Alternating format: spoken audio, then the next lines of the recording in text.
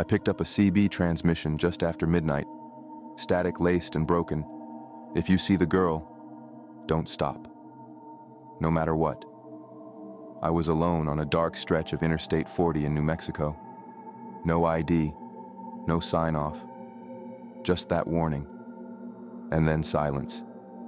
It was the kind of haul that messes with your sense of time. 600 miles of desert with nothing but gas stations, truck stops, and black top.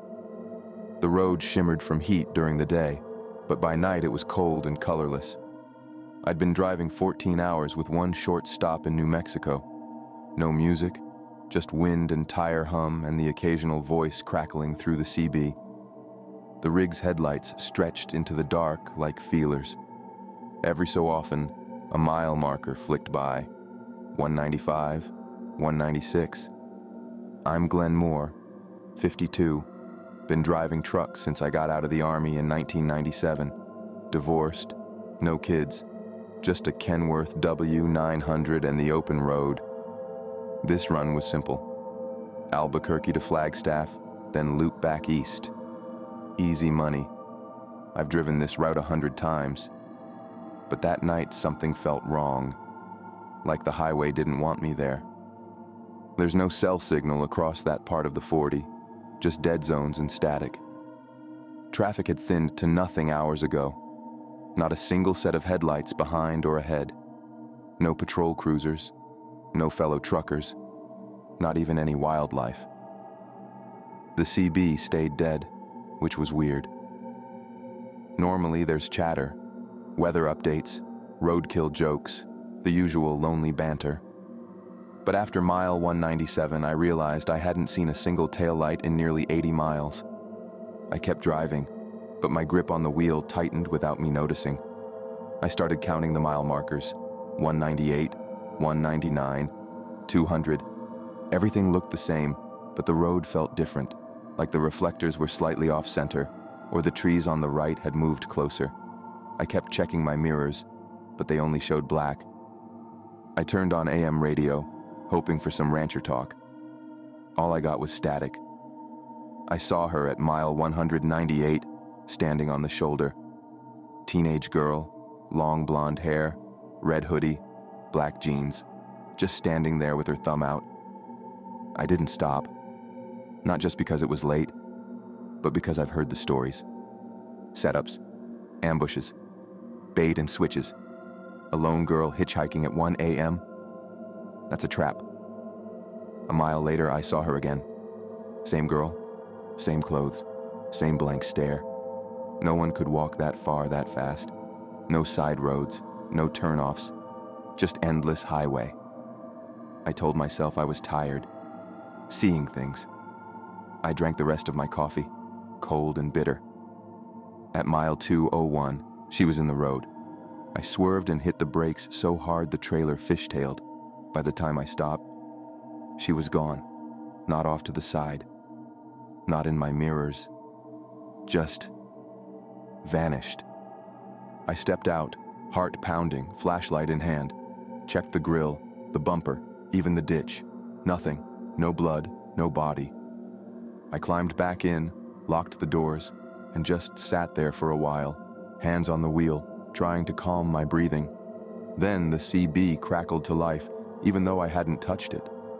A man's voice came through, low, strained. She only shows herself to people who've done something wrong. Then a hiss of static, and a second voice, soft, girlish. I remember your face. I shut the damn thing off.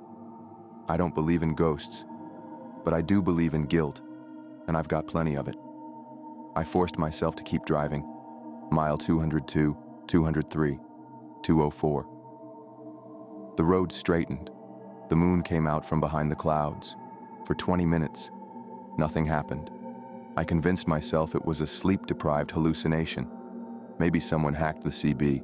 Maybe it was some TikTok prank.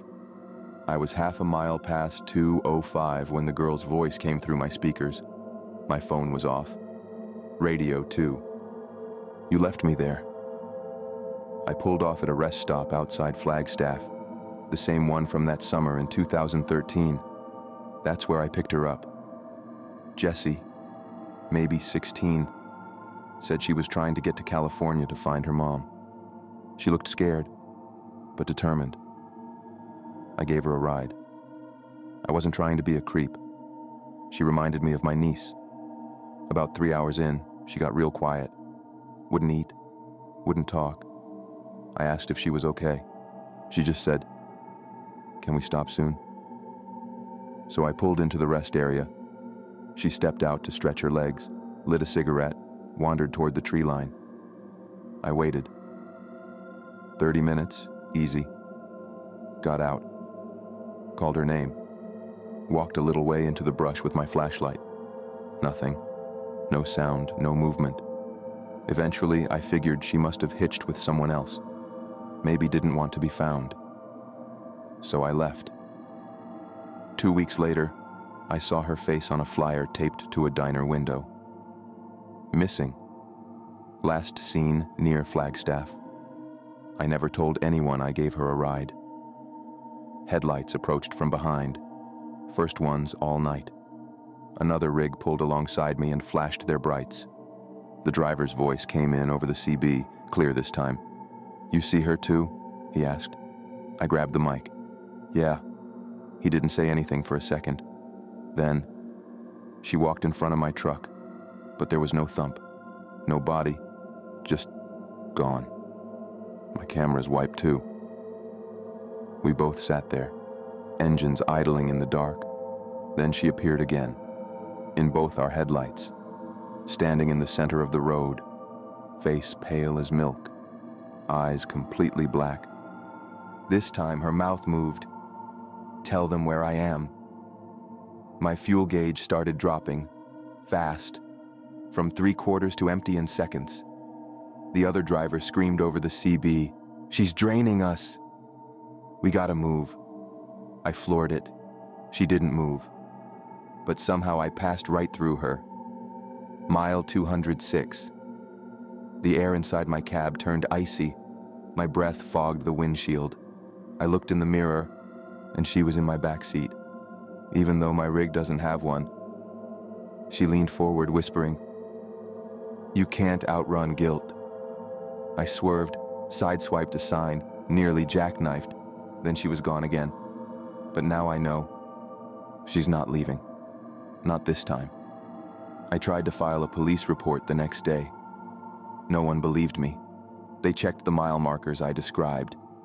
There is no mile 198 in that stretch anymore. Just jumps from 197 to 199, like the road wants to forget. But my rig still gets cold when I pass through that region. My dash cam glitches, my CB flickers, and every so often at 12:03 a.m. sharp, her voice comes back. "I'm still waiting where you left me."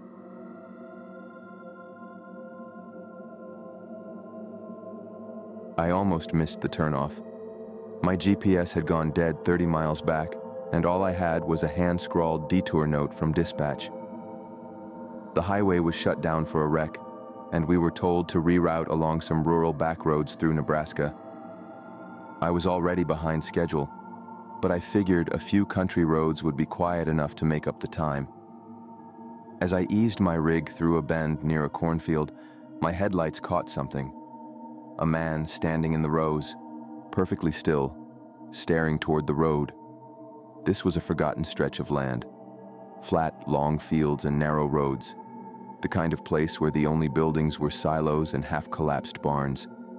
No cell signal, no other truckers in range on the CB. It felt like I was hauling through the last edges of civilization. The corn on both sides of the road grew tall, too tall for June, and thick enough to make you feel watched. Every few miles, I'd pass another stretch with nothing but more corn, more silence, and those damn narrow shoulders that make you feel like the road could just swallow you whole. Name's Ron Weaver. I've been on the road 26 years. Midwest hauls mostly. Produce, livestock, grain. Nothing exciting. And I liked it that way. Never had any issues until that run. Nothing that made me pull over and actually get out. I was running solo that night, taking a refrigerated trailer full of pork bellies up to Iowa. The weather was clear, but hot. The kind of sticky summer heat that seeps into your cab even with the AC blasting. When the GPS died, I just shrugged. I've dealt with worse. I had paper maps, though I hadn't cracked one open in years. But this detour was supposed to loop me back to the main highway within an hour. Easy. But 45 minutes in, I hadn't seen a single road sign, no intersections, no gas stations, just corn, and more corn. That's when the CB crackled with faint static, not words, just a blip of white noise that shouldn't have come through in a dead zone. I kept driving, trying to settle my nerves. The road stretched out straight ahead, narrow and quiet, with nothing but corn on either side. I hadn't seen another vehicle in over an hour. Then I passed a scarecrow, then another, all lined up by the edge of the road, one every half mile or so. Not unusual for a farming region, but these weren't standard. They weren't wearing flannel or hats. They were dressed in what looked like real men's clothing, greasy denim, work boots. One even had a trucker cap identical to the one I was wearing. I started watching the tree line more closely after that. Told myself it was probably a local prank or some art project. The next scarecrow wasn't in the field. It was on the shoulder, standing a foot from the asphalt, just outside the white line. I swerved a little to avoid it, heart kicking. My trailer rocked behind me. I glanced in the mirror, but it was already swallowed by dark. I slowed down for the first time in hours. Something was off. 20 minutes later, I saw another one, standing in the road this time. I honked. No movement. As I got closer, I realized it wasn't a scarecrow. It was a man. Just standing there, middle of the road, arms limp by his side, head tilted like he was trying to hear something. I braked hard. My tires screeched and my trailer fishtailed slightly, but when I looked up again, gone. Not moved, not run off. Just gone. I stopped the rig and got out, thinking maybe he ducked into the field. That's when I heard it. Not footsteps, not animals. Breathing. Long, slow breaths. Inhale. Exhale. Like someone standing just out of reach. I turned and shouted. Nothing. But I could feel him. Like the air changed wherever he stood. I climbed back in and locked the doors. I started the engine and eased back onto the road, trying not to look at the rows of corn as they rolled by on either side. Maybe I was just tired. Long shifts mess with your head. I flipped on the radio. Nothing but static. Every station, even AM. That never happens. Static always means something's nearby, but I didn't know what anymore. The corn thinned out ahead. For the first time in miles, I saw a crossroads, a real road sign. Relief started creeping in until I saw what was hanging from the signpost. A trucker's vest, the reflective kind, still zipped up, streaked with mud. Below it, boots, and a CB radio, smashed and left dangling by its cord. I stopped. This time I had to. I stepped out, flashlight in hand, and approached the sign. There was something written on the metal beneath the vest. Scratched in. Shaky, like it was done fast. It said, "They move when you're not looking." I was just comprehending what the sign truly meant when suddenly lights appeared behind me. Another rig. I waved them down. A younger driver pulled up and rolled down his window, eyes wide. "Man, you see that?" he asked, nodding toward the crossroads sign. I thought I was losing it. We talked a minute. He'd taken the same detour. GPS died, same time. Scarecrows, weird static, everything. Then he went pale. "Hey, what happened to your back doors?" I turned. My trailer doors were unlatched, wide open. We both walked to the back with flashlights. Inside, nothing. Empty. My load was gone. Then the younger driver pointed to the floor. Dozens of fresh footprints, bare feet, like children, small, muddy. He backed away. I'm not staying out here. We both climbed back into our trucks. I slammed the cab door shut, hands shaking. Tried the CB again. This time it worked. A man's voice came through. Calm. Flat. Keep driving. Don't look away. Who is this? I asked. No answer. Just, they move when you're not looking. I floored it out of there. Didn't care where I was headed. Didn't lift off the pedal until I hit a truck stop somewhere north of Grand Island, covered in sweat, teeth clenched so hard I'd chipped a molar. I never saw the other driver again. Never got his name. When I reported the lost load the next day, they said I'd marked it as delivered in the system hours earlier, time stamped right around the time I saw the man in the road. No one believed the rest. I tried going back once, but I couldn't find that route. The fields were gone. The crossroads didn't exist.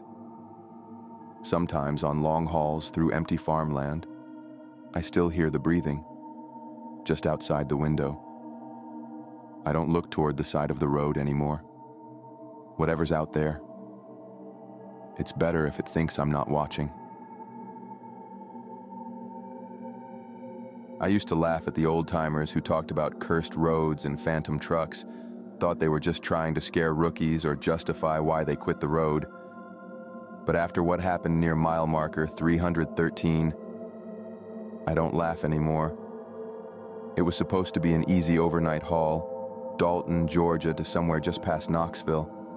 I'd driven most of that route before, except for a small rural leg that was under construction. Dispatch left a note on the counter that said, "Take Route 47 as a detour, cuts right through, little traffic." I didn't think much of it at the time. GPS was spotty out there, and the paper map looked fine. Nothing but winding back roads and forest stretches.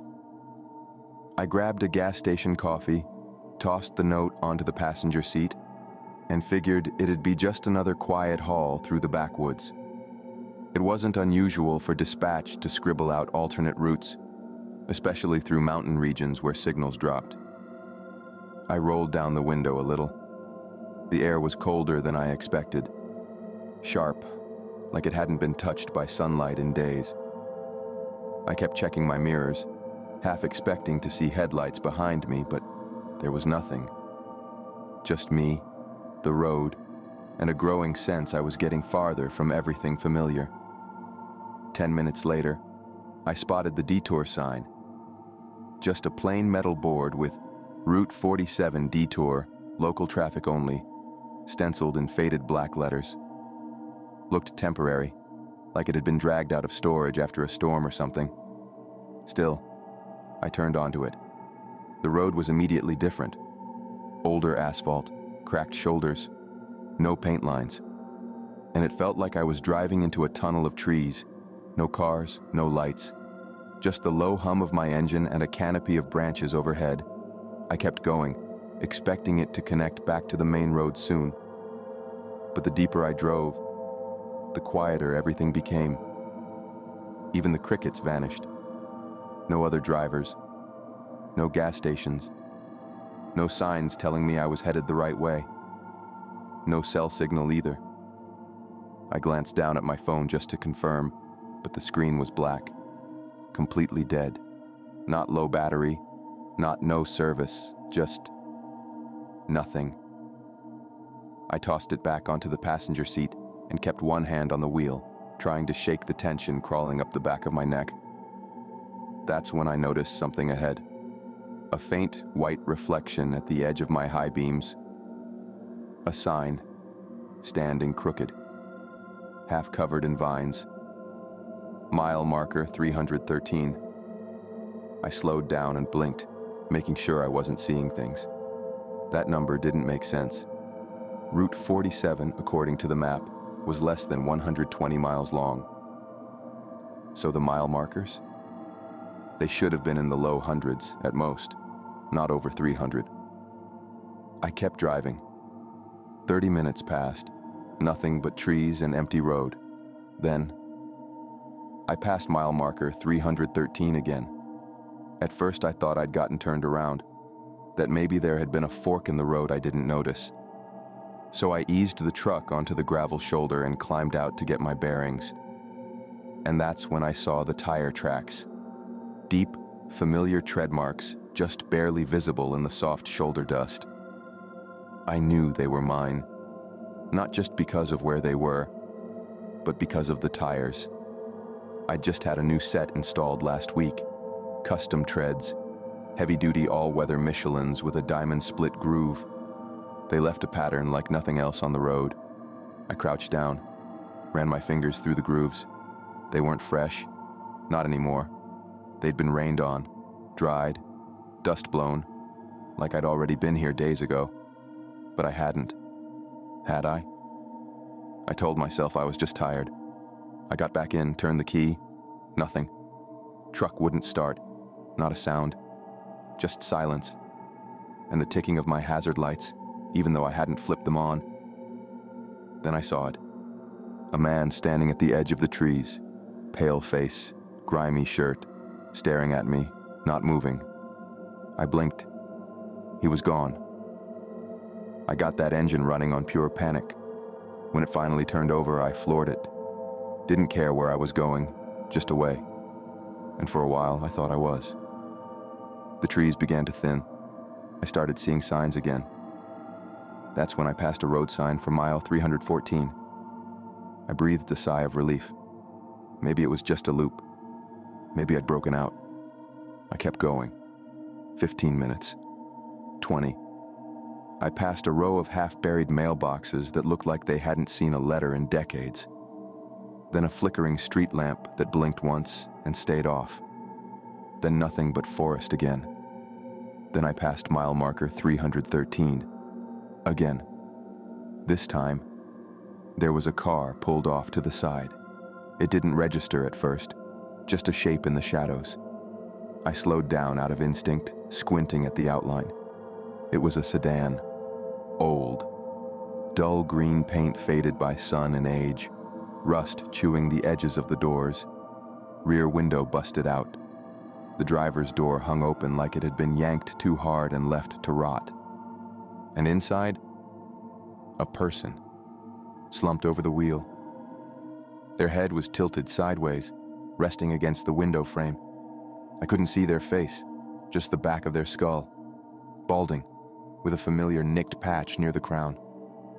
I eased closer. Then I saw the license plate. It was mine.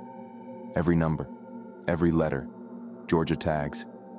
Same dent in the rear bumper I got from a backing accident 2 months ago. I didn't stop. Didn't care if they, or it, were alive or dead. I hit the gas like my life depended on it. And I didn't slow down until the pavement simply stopped. Not a barricade, not a construction site, just dirt. No warning, no transition. The road ended like the world itself gave up. I climbed out, heart pounding, boots crunching on loose gravel. And I started walking, hoping maybe I'd find a signal, or a farmhouse, or something human. For a while, it felt like I was in a dream, just forest. Air too still, no birds, no insects. Even the wind had given up. Then up ahead, I saw movement. At first, I thought it was a hitchhiker, just a shape in the distance, moving slow, like they were limping or tired. I waved, called out. No response. As I got closer, something cold began to sink into me. The shape was familiar, too familiar. Same faded denim jacket, same brown trucker hat with the frayed bill, same stiff right leg dragging just slightly behind. The limp I got when I tore a tendon last year unloading cargo. It wasn't a hitchhiker. It was me. But wrong. His skin looked grayish, like it hadn't seen sunlight in weeks. His movements were too smooth, too slow, like a puppet learning how to walk. He looked right at me, smiled, raised one finger to his lips, and then he opened his mouth, wide, too wide. I turned and ran. I don't remember getting back to the truck. I don't remember the drive. I just remember waking up slumped over the wheel, sunlight pouring in through the windshield. GPS was working. My phone buzzed with missed messages. The road ahead looked freshly paved, clean, normal, no mile markers in sight, no loop, no car, no version of me.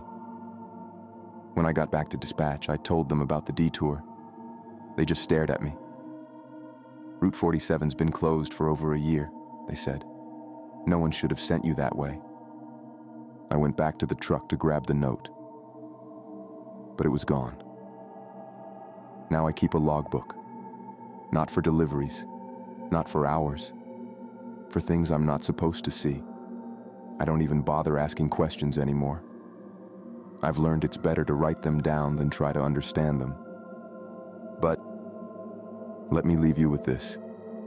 If you're ever out on a long-haul route and your GPS cuts out and you see a plain metal sign for Route 47, don't take it.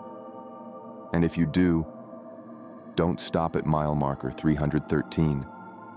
Don't look at the cars. And whatever you do, don't follow the man who looks like you.